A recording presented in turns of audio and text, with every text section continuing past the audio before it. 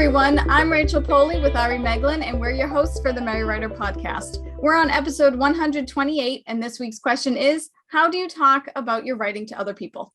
Before we begin, don't forget to subscribe to the podcast wherever you're listening so you never miss a show. And if you enjoyed this episode, please give it a like, write a review, and share it with your friends.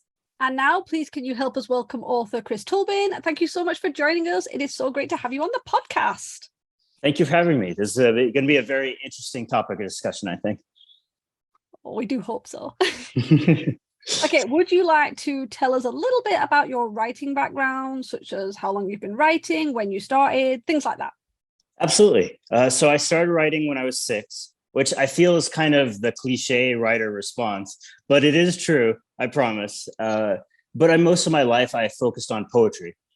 I didn't really write fiction at all until college when I was majoring in writing. And even then, it was always just short form fiction. Then when I graduated, entered the real world, I put writing aside and became an engineer. And it wasn't until years later that I got laid off from my job with a fairly healthy severance package, which, there's no downside to that. Getting multiple months pay to do nothing is kind of a fantastic proposition.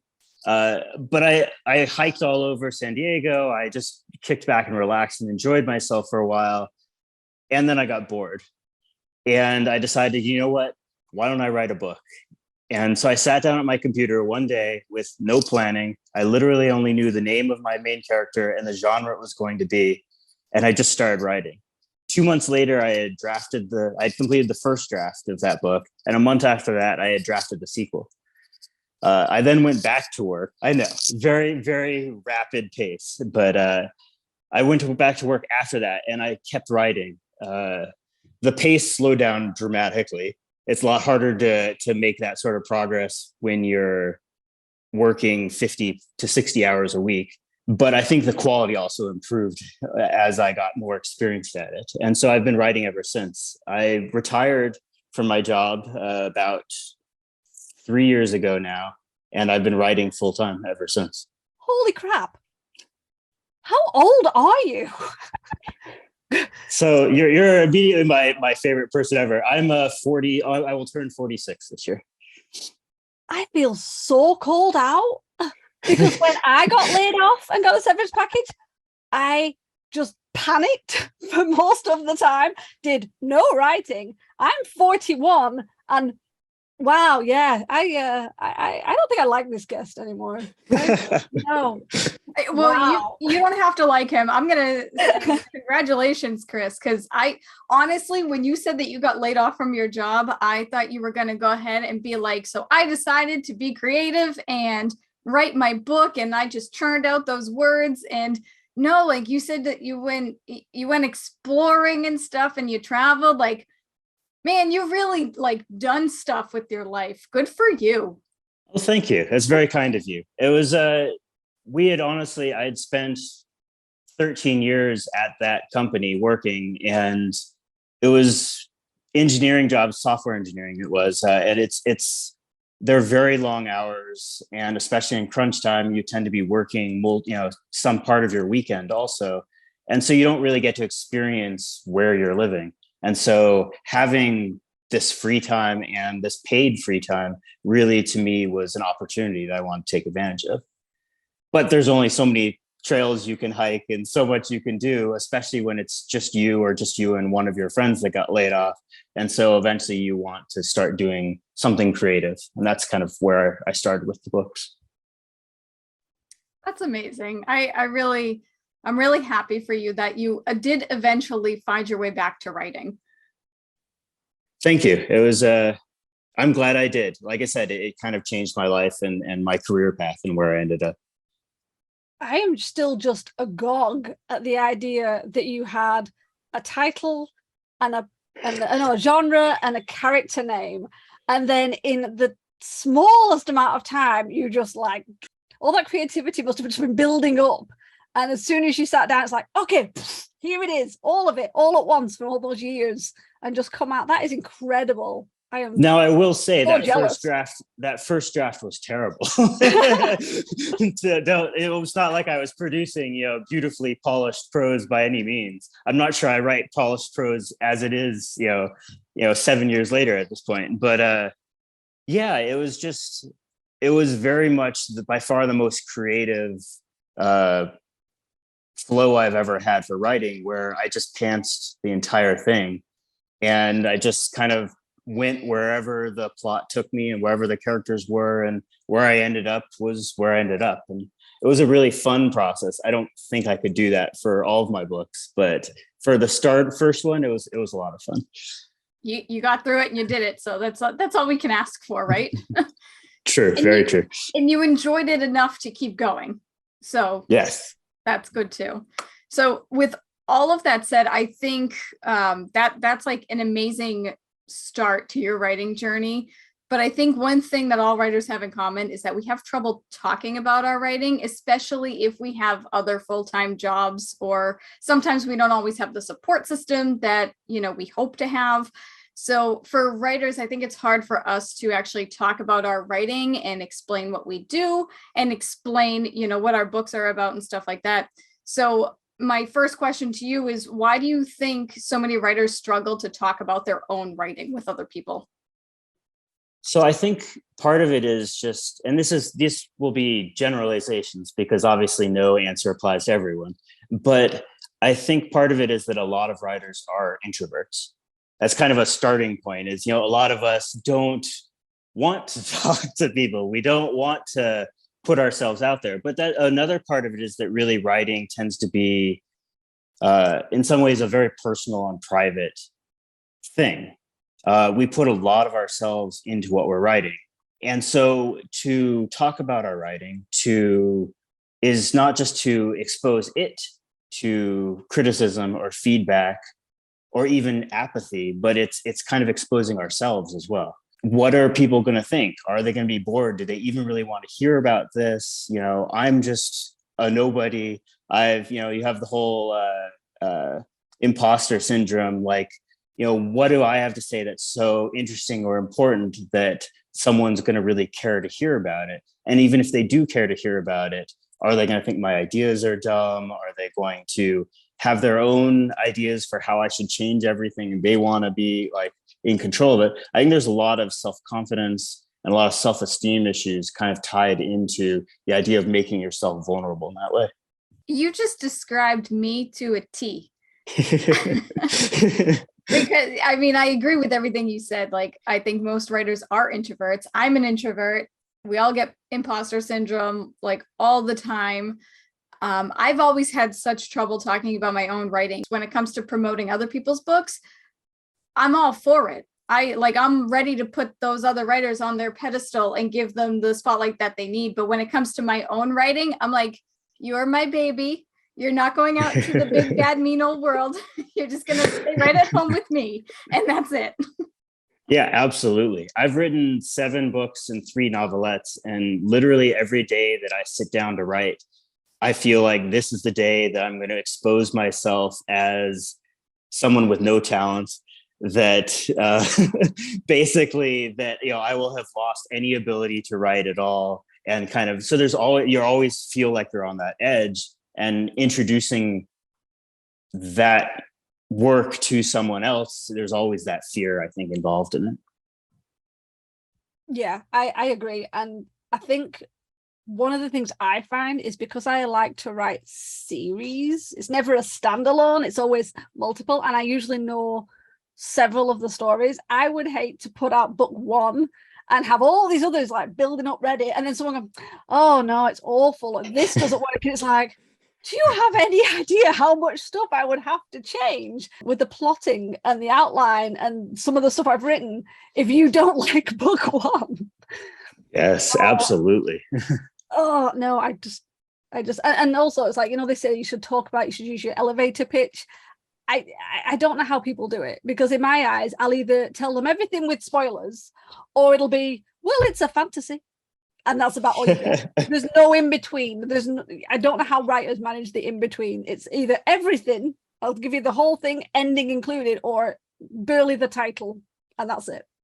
So Yeah, I tend to give my elevator pitch is basically genre plus whatever my vague twist on it is, and then probably trigger warnings because one of my series is extremely expletive heavy, and I always want people to know that ahead of time. But yeah, it's that, or if I'm notorious on Twitter for, if someone asks me a question about my book, I will happily spoil literally anything they ask about, because hey, I like talking about that aspect of it. If they asked, I want to answer. But yeah, it's a public medium, so it's not always the greatest thing when you're just saying, yeah, this is how the series ends, and readers can see that way in advance. I think sometimes you can't always tell what is a spoiler. I get so worried whenever they'd be like, oh, put up a snippet of your story, and I'd bounce between something that's probably not that interesting because it's maybe just a bit of description, or, well, I don't want them to know this, and it's something basic, like these two are friends. It's like, well, it's in the blurb on the back, but it's like, no, I can't tell them that. Okay, here's the description then. We're just going to live with that. So that's hilarious. It is hard to figure out what exactly is a spoiler, because I write series as well. So when I write down book 1 and I have so many ideas for like the previous books, I'm like, well, if I mention this, is this foreshadow or is it spoilery for the following book? Like nobody's supposed to know this until the next book. And you get yourself caught up in this web and you just get yourself stuck, and it's annoying. Well, you also have, once you have the first book in that series out, you then have readers that are specifically asking about plot threads that may not have been terminated in that first book. And I mean, it's impossible to answer those questions because they are spoilers for the series as a whole or for subsequent books. So it's definitely a delicate balance of, do you spoil, do you not spoil, and what does it mean to do so? That is true. You bring up excellent points, but you also started that with once book 1 is out. Yes. That is step 1. We haven't gotten to step 1 yet. Fair.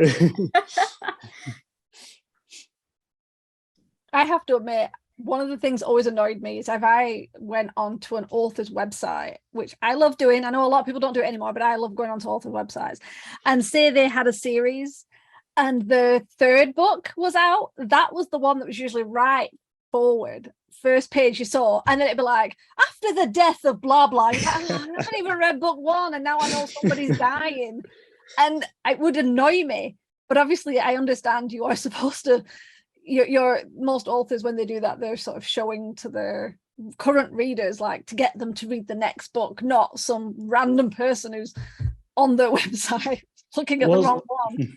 So that's a real challenge, even with book blurbs in book listing pages online, because a lot of times people will find your later books first, even in a series.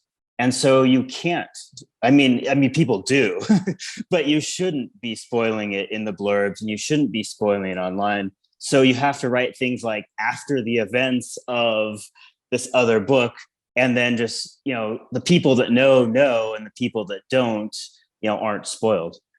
But yeah, it drives me crazy too when people just assume that everyone is caught up on the series and they're, it's okay to spoil them.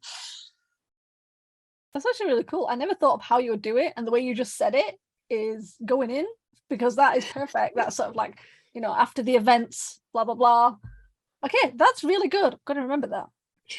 I'm glad I could help. I'm going to move to my first question, which is, how important do you think it is for writers to actually talk about their work?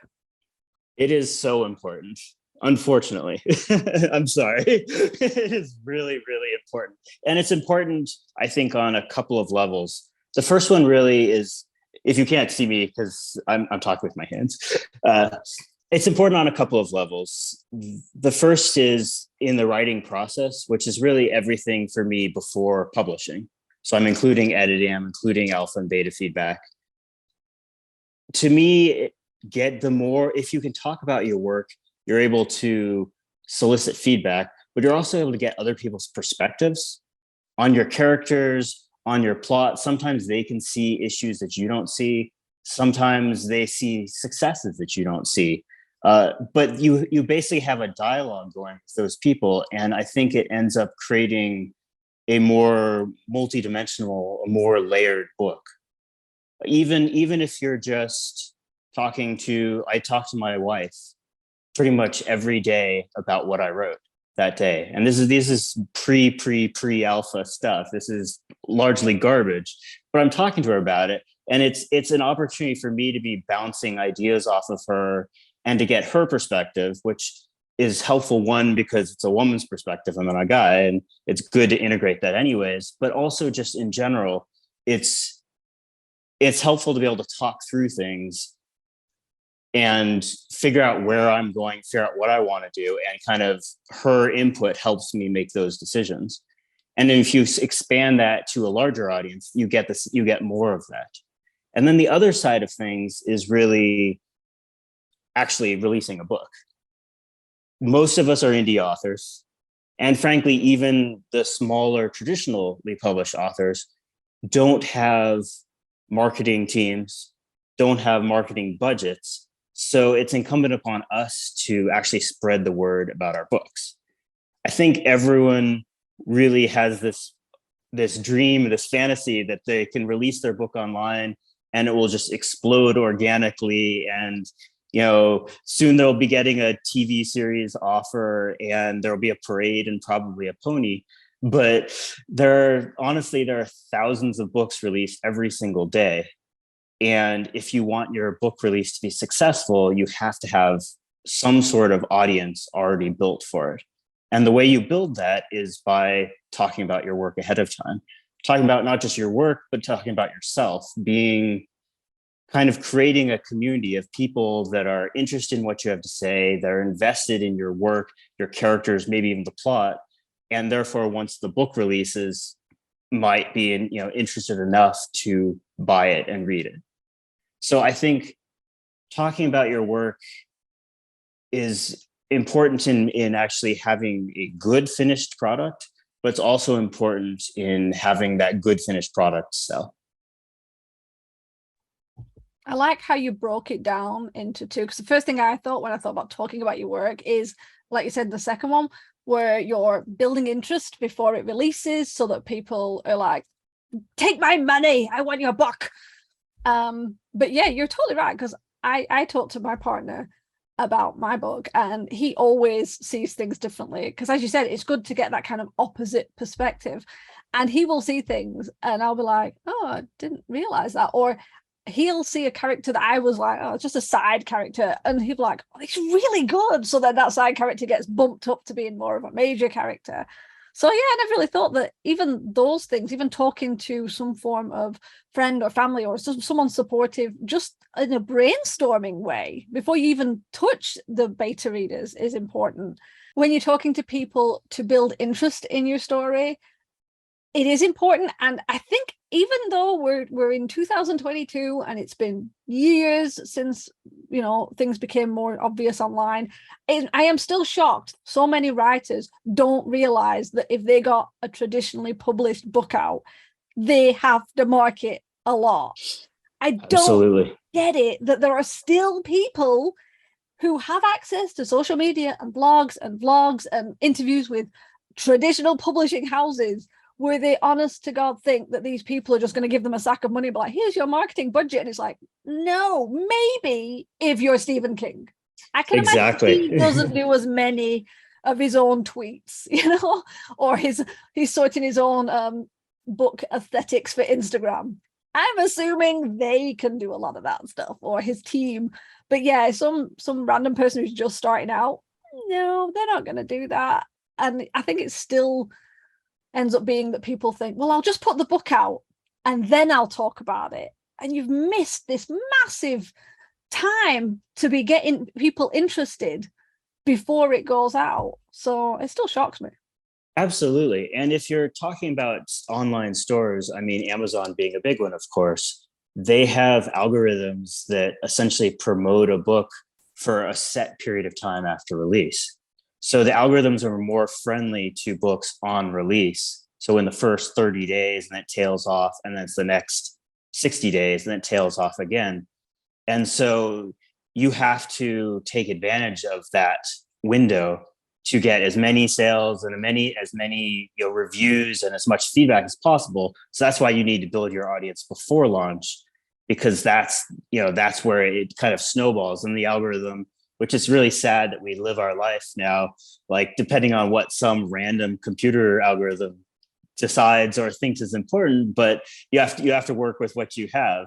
And so you want to try and take advantage of that and leverage it as much as possible to turn your book into, either from being nothing at all to a mild success, or from being a momentary success to something that can be sustained sales. And I will say, I did talk to an agent. I had an agent that was originally wanted to represent me for one of my series. And then this was the expletive filled series, and decided that she basically couldn't find a buyer for it. Certainly from the big five, she was starting to look at the small presses, but we talked a lot about kind of what the presses would do, what the big publishing companies would do for me. And the answer was, they'd set up a lot of the things like cover and editing and stuff like that. But as you said, marketing was still going to be my responsibility entirely. And they have massive marketing budgets comparative to any one author, but they're spent on the sure things, on the big names like Stephen King they know are going to sell. So. Well, that's just the thing. I think the number one marketing tactic that any writer can do is word of mouth. But it's just difficult to get started with that. And I think one of the biggest problems is the internet. Now, hear me out. This is going to sound ridiculous, but I think a big reason why writers don't particularly care about talking about their work is because of the internet. And as you said earlier, most of us are introverts. We don't want to talk to people. I talk about my writing to my sister all the time, but when it comes to talking about my writing to non-writers, that's difficult because I know that they can't really understand it on my level. And sometimes you're not necessarily talking about your writing to a potential reader. You're just talking to somebody else about your passions. And I think between being introverts and then, the vast majority of like social media, it's a much wider reach. So it's so much easier for us to talk about our work through social media, through our websites and our email lists and so on and so forth than it actually is to talk about it. But a big issue with that is that when we go on the internet, we don't get practice talking up our writing to agents or to other writers in person. If we ever go to a writing conference, we don't practice any public speaking, or, if you ever decide to do signings at some point in your writing career. And I think I'm kind of losing my train of thought, and I know I'm rambling. So hopefully you're keeping up with me. Ari, stop laughing. I do agree with you. Talking about your writing is so important, but it's the way that we go about it is what really kind of makes or breaks it for us, if that makes any sense at all. No, I think so. I think to counter your point a little bit, not to be argumentative, but I think that the internet in some ways is the only way some people can really talk about their work.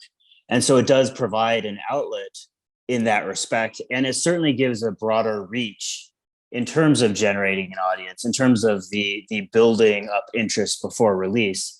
I do think on the other end, to your point, it makes it harder to we don't necessarily develop the skills to discuss it in our day-to-day face-to-face interactions. And that doesn't prepare us for things like signings and like book readings and all of this stuff. So yeah, it's kind of a double-edged sword. I don't think self-publishing would work without the internet, but all of the trappings of being an author, you don't necessarily get the training that you might need from just talking about stuff on the internet. Like this podcast interview for me, like I've this is the first time I've ever done any sort of audio interview, and it's very challenging, and it's definitely a new experience for me. So Well, I'm sure we're a delight to work with. No question at all. I mean, you explained that so much better than what I was trying to say, because I agree with you. Like, obviously, we need the internet. We need to talk about it through social media and things like that. But there are certainly pros and cons to it. And I think in some ways, depending on how confident you are with your work, the whole social media thing can actually hinder how you talk about your writing. And it's also easier to boost other writers than it is to boost yourself as well. Absolutely. I do very little self-promotion these days. And part of it is because I feel like endless self-promotion very quickly will turn off anybody. Nobody wants to just be marketed to. But also, it's not something I'm comfortable with. But I also have the luxury of having books out and having readers and having fans.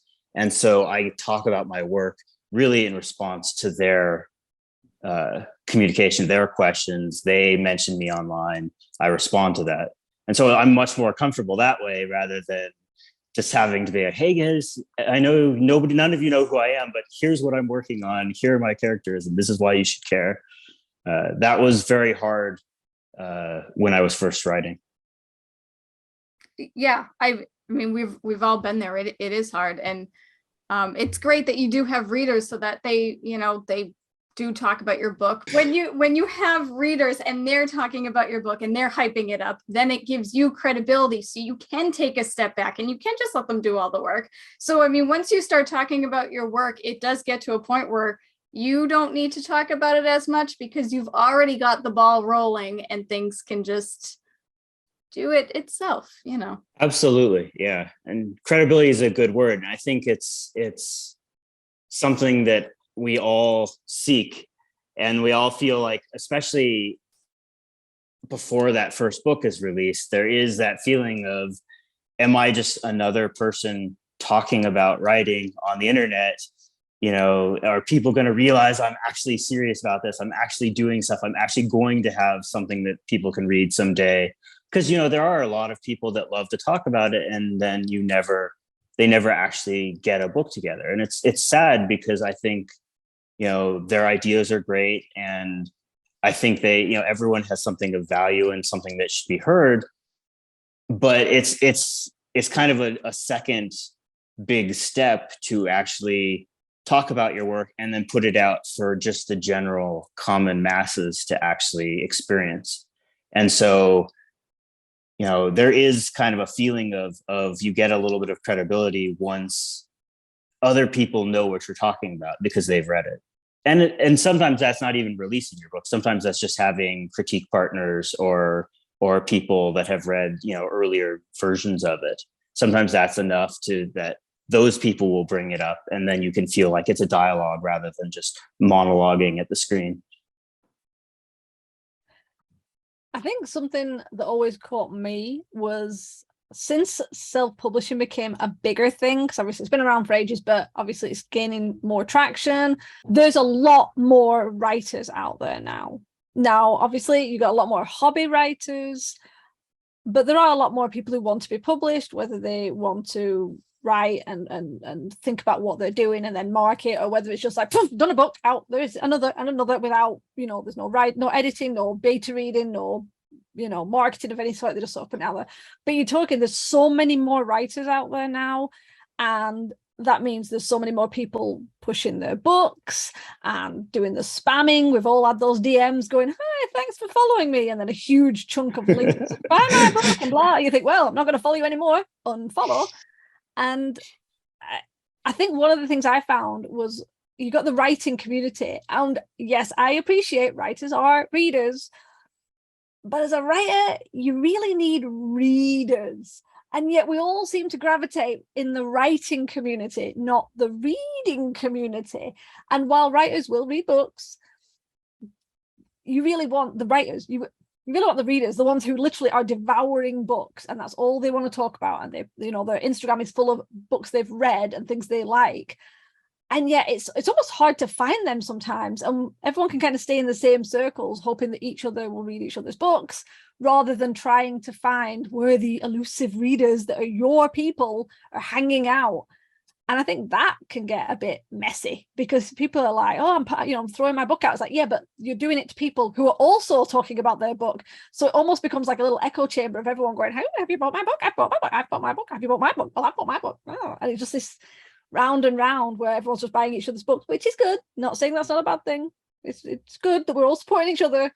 But yeah, I don't know where this was going, but it was in my head. So I'm just saying it. No, I completely agree. It's a very circular process where the writing community, as large as it is, and I'm always surprised at how large it is, it's still a tiny set of the larger group of readers. And so we can't just focus on other writers. Almost all of my interaction on a daily basis on Twitter is with other writers.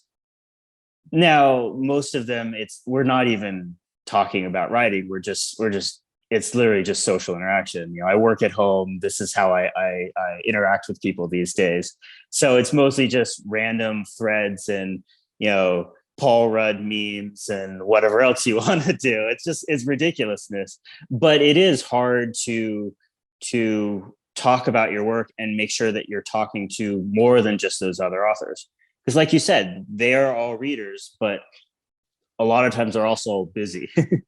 And I found that as an author, it's a lot. I still read voraciously, but I read less than I did when I was just a reader because I feel guilty if I'm not writing. So I want to write every day. But if I have a 3-hour chunk where I'm reading, I'm like, what could I have been doing productively with writing in that frame of mind? So it's readers are out there and we have to figure out how to reach them. I do think one of the problems with it is, again, it's the chicken and egg thing of, do you have a book? Do you have something that they can read? Readers, you can get them invested, I think, in the lead up to the launch of a book, but it's harder for them to invest in something that's not going to come out for a year or a year and a half, where they've never read anything from you. They don't know your characters. They're not interested or really like I said, invested in your work yet. And so reaching the readers at that point can be very difficult. Building a little bit of hype right before a release, I think, is easier. And then once you have a book, then the readers have a frame of reference. And then I think it's easier to reach out to them. But even so, I'd say probably the vast majority of my sales don't seem to come from social media.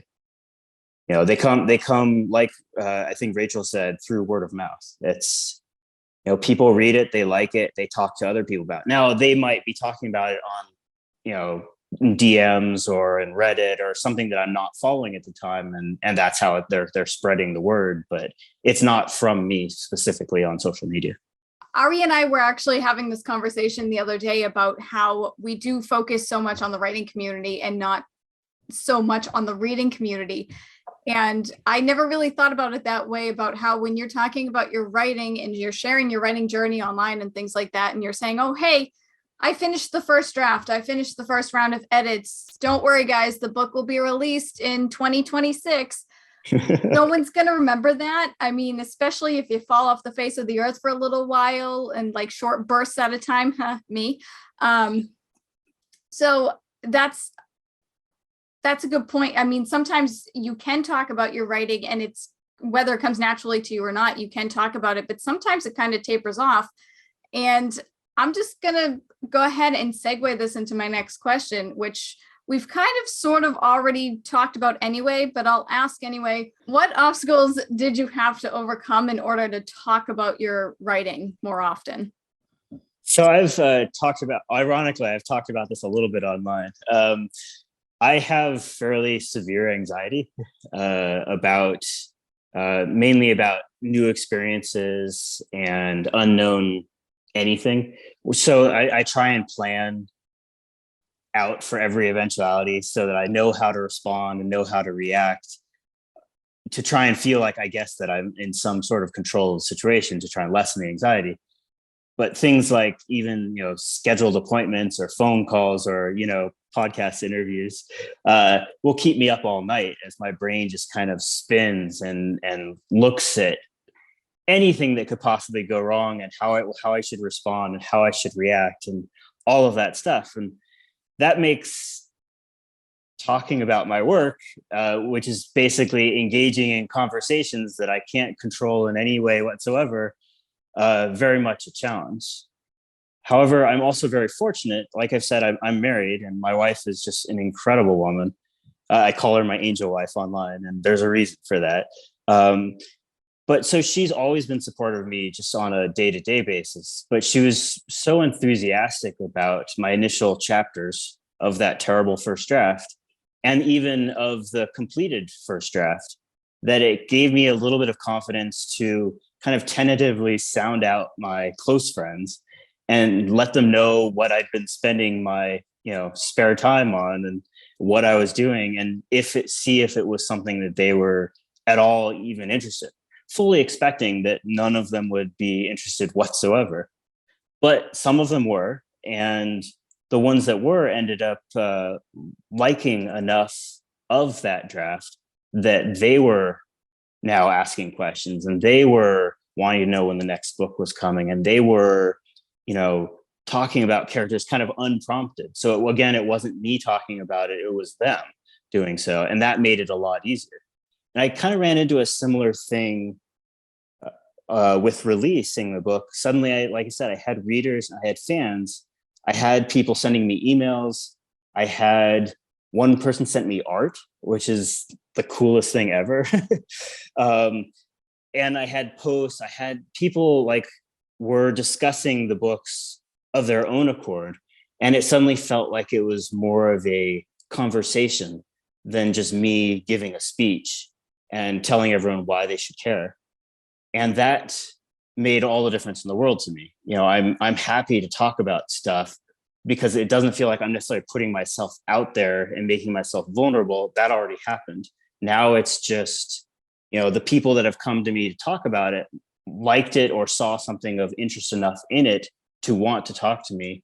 And I'm perfectly happy to respond in that way. So, I still have anxiety every single day, obviously, but and when I'm writing a new series, and when I try and start talking about that one, they're going to go through all of this all over again. But, it's to overcome it. It started with my wife, and then it kind of slowly spread to friends, and then a little bit online, and then readers. And basically, when there's a community of people whose shared experience in your creation, it becomes, like I said, it becomes a dialogue, and that's a lot less daunting than just essentially self-promoting.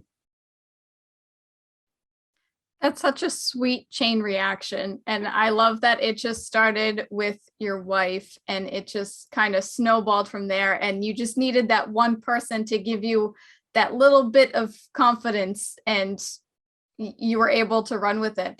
That's amazing. I totally get the whole anxiety thing. As someone with generalized anxiety disorder, that's my brain every day as well. So I get it. And it's so difficult to do a lot of things, let alone talk about your passion and your, day-to-day writing work. But I like what you said about it eventually turning into a conversation, let alone self-promotion, because I think that's how we all look at it. We just feel like we're being arrogant or cocky or anything like that when we talk about, hey, you should buy my book. And when we talk about it, we just sound arrogant. And that's not how we're being at all. Like we are trying to promote ourselves. But I think if we look at it from the perspective that it is just a conversation with like-minded people, it would be that much easier. Yeah, absolutely. Completely agree. With that, I'm going to just barrel into our last question. I say last. We might throw some more at you. So, sure. What advice do you have for people who want to be more open about their writing and talk? And we're probably going to be listening with bated breath about this answer. So I'm going to take a little bit of a tangent here, and I hope you bear with me because I promise it will make maybe some sort of sense at the end. No promises. I guess I just did promise. Never mind. I hope it will make sense. When I released that first book, I got a bunch of reviews. Many of them were good. Some of them were bad. But the one thing I really noticed was how different they all were. People interpreted the books differently. People responded to the books differently. People missed passages. People picked up on stuff. It was just this wide range of reactions.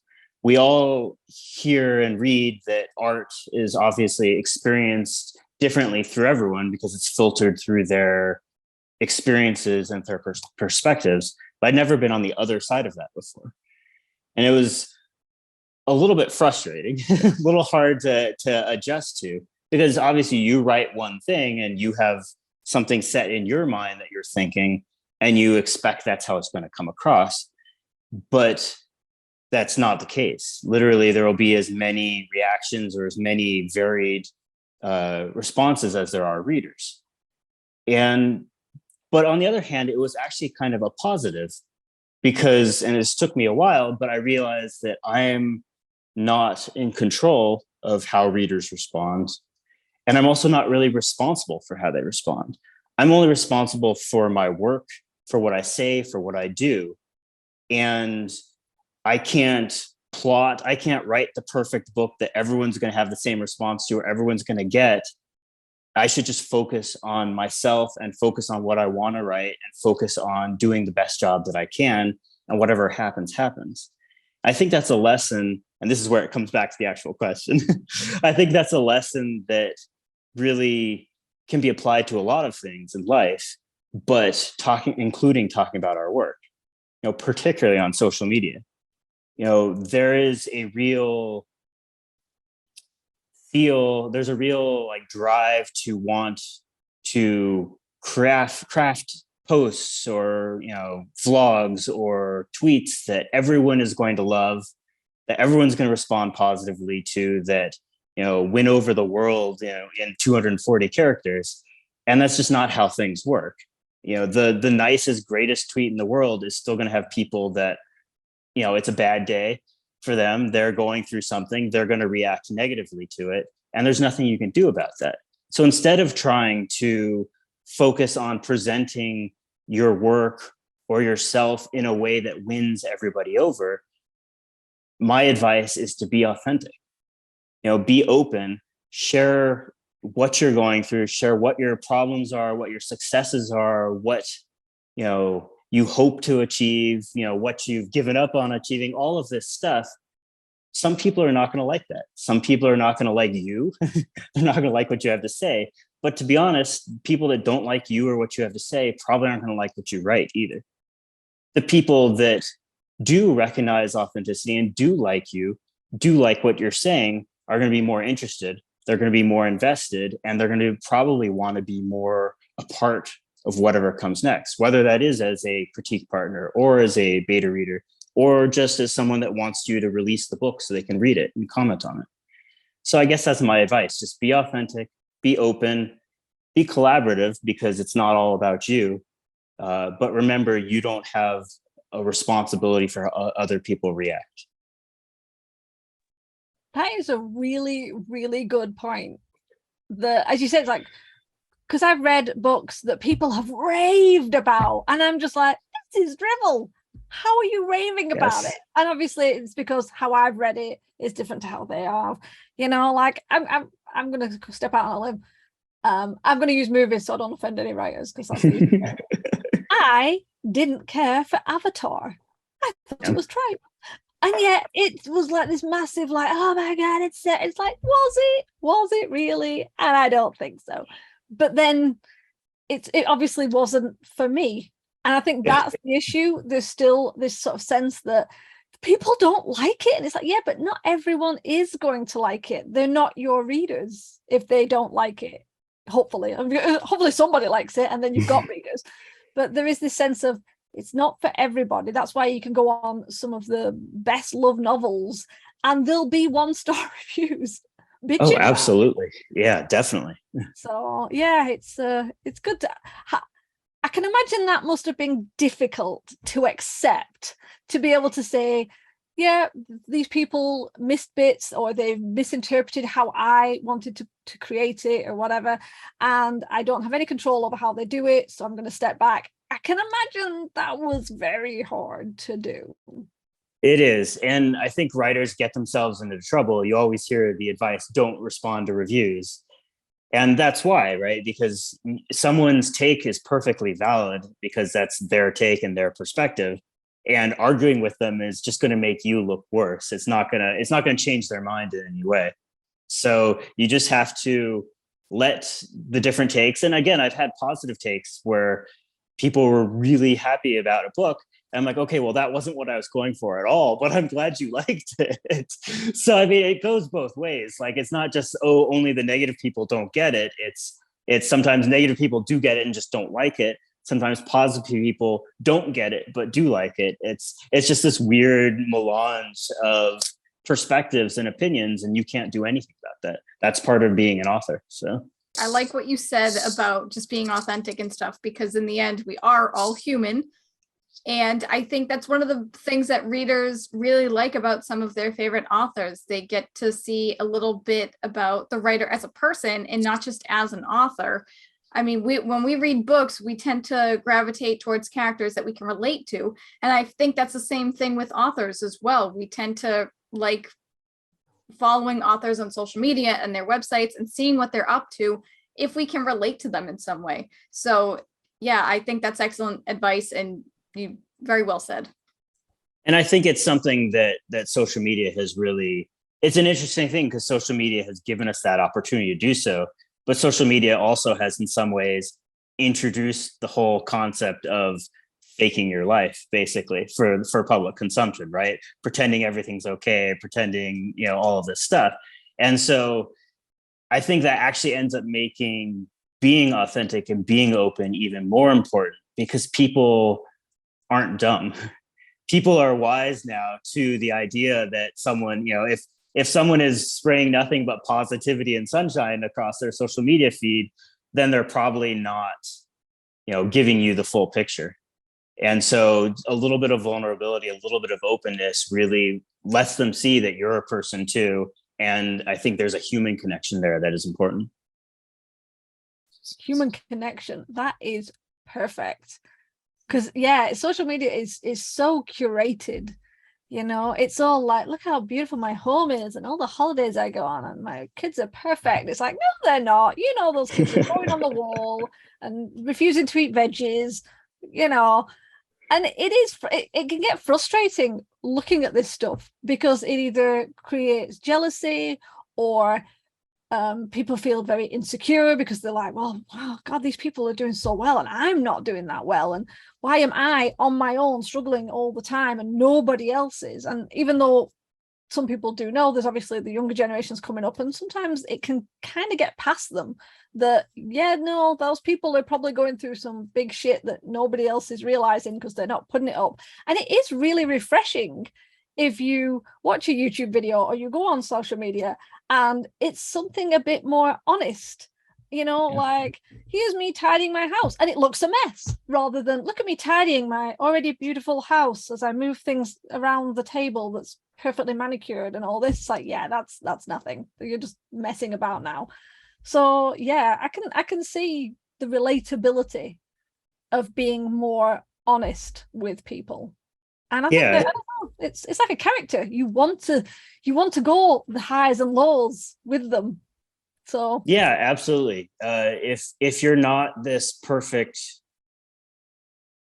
facsimile, if you're not this perfect creation, then you are relatable and they can be invested in you, and then it is about your journey and your successes and such. That's something that matters, as opposed to something that's just it's going to happen because everything is always wonderful and perfect. I literally have nothing to add to that, because Ari just said what I was going to say, because I really like how you said human connection. I really like how Ari said you should be honest. So I'm just going to say I concur. That's fantastic.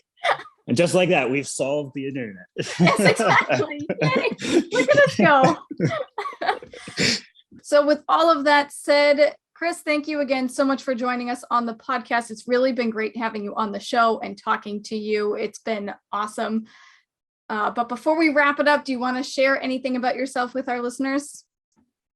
Yeah. So as mentioned, I have 7 books and 3 novelettes. Basically, I have 2 series. I have a completed post-apocalyptic superhero trilogy with a lot of expletives. So, fair warning. And I also have an ongoing comedic urban fantasy series starring a vegetable demigod named Bill,